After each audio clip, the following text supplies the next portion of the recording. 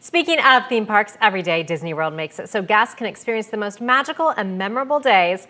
And while we have to imagine cast members have the best job, we know it is taken very seriously. It's been that way nearly 50 years, and while Walt Disney's imagination will always instill inspiration, the leadership at Disney World has the keys to success, and ClickOrlando.com's Brianna Voles is here to explain the female heads making history at the Mouse House. Lots of history being made, Bridget. For more than 6 decades, Disney's cast member training has had at its core the 4 keys of Disney's success: safety, courtesy, show, efficiency.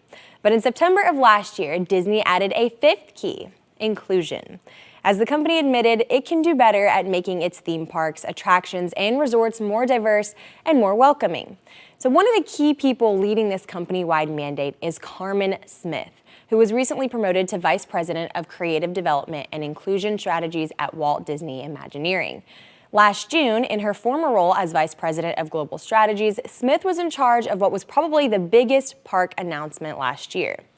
I'm talking about the retheming of Splash Mountain. Currently, the theme is based on the 1946 movie Song of the South, which has been criticized for its portrayal of African Americans.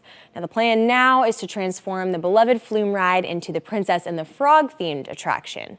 No matter the reasons, this project has not been easy. But Carmen Smith is actually working on transforming 2 attractions at the same time. The other one? The Jungle Cruise. Earlier this year, Smith was once again quoted as Disney announced the changes to the river ride. There will be a new emphasis on diversity around the world while keeping the witty jokes and humor the ride is well known for. In addition, the skipper will not only be on the boat with guests, but also inside the attraction. So let's talk about 4 leading ladies of park operations. That's who you're going to see here. Now, for the first time, all 4 Disney World theme parks are headed by women vice presidents. This month, Melissa Valiquette formally took over as the Magic Kingdom's vice president after running Epcot from July 2015 to February of this year.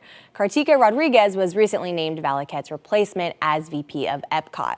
Jackie Swisher took over as Disney's Hollywood Studios vice president in July 2020. Also in time for Women's History Month, Sarah Riles was tapped to become the next VP of Disney's Animal Kingdom.